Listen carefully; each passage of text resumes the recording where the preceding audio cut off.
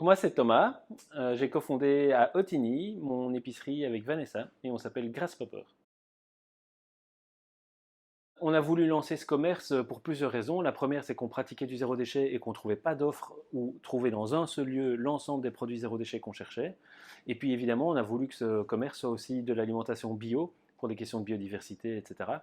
Et avec un maximum de produits locaux et en direct. Et donc, on a travaillé à notre offre de produits pour qu'on n'ait pas de déchets, du bio et du local. Alors, chez Grasshopper, on vend trois types de produits principalement: l'alimentation, les produits d'entretien ménager et l'hygiène corporelle. Dans l'alimentation, on couvre tout le spectre.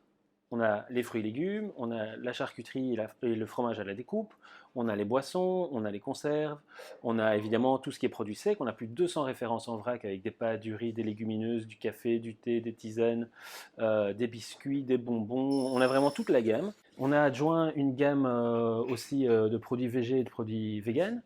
Et on a une chouette offre à la fois en bière et en boissons fermentées. Sur les produits d'entretien ménager, on a des producteurs wallons aussi, tels que La Petite Sorcière du côté de Chimay. Euh, on a des déodorants, on a vraiment tout en hygiène corporelle. Et en entretien ménager, on a à la fois des produits déjà préparés et les composants de base. Donc on a le bicarbonate, l'acide citrique, etc. Ou la lessive toute faite. Et alors là, vous venez recharger votre bidon. C'est pour moi super important de soutenir nos commerces si on souhaite changer les modes de consommation sur le long terme. Il y a de plus en plus d'épiceries comme les nôtres, mais aujourd'hui, avec le choc de la crise énergétique, avec le choc du Covid, avec le choc de la guerre en Ukraine, nos commerces sont soumis à des gros stress financiers notamment. Si on disparaît, on va revenir au business as usual, c'est-à-dire les grosses chaînes. C'est parce qu'on est là que les grosses chaînes bougent, et donc si on disparaît, ça va être back as usual, et ce sera dramatique pour les filières. Les avantages du vrac, il y en a plusieurs.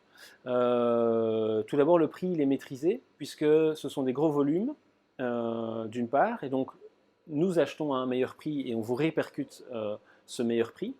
D'autre part, vous pouvez acheter la quantité que vous désirez. Donc si vous êtes une personne seule, deux ou quatre, ou si vous avez une énorme fête avec vos amis à la maison, vous allez pouvoir prendre la quantité dont vous avez besoin.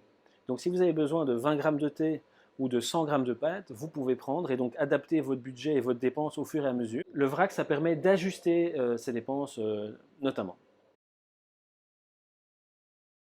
Nos magasins sont en fait des petites surfaces, comme vous le savez, et il y a un suivi hyper rapproché. Donc nous, on nettoie les pelles, on nettoie les pinces, on lave les gants avec lesquels vous pouvez vous servir, sur base évidemment très régulière. Le magasin est tout le temps nettoyé, les bacs sont nettoyés très très régulièrement, et on a un suivi très très très précis de tous les lots.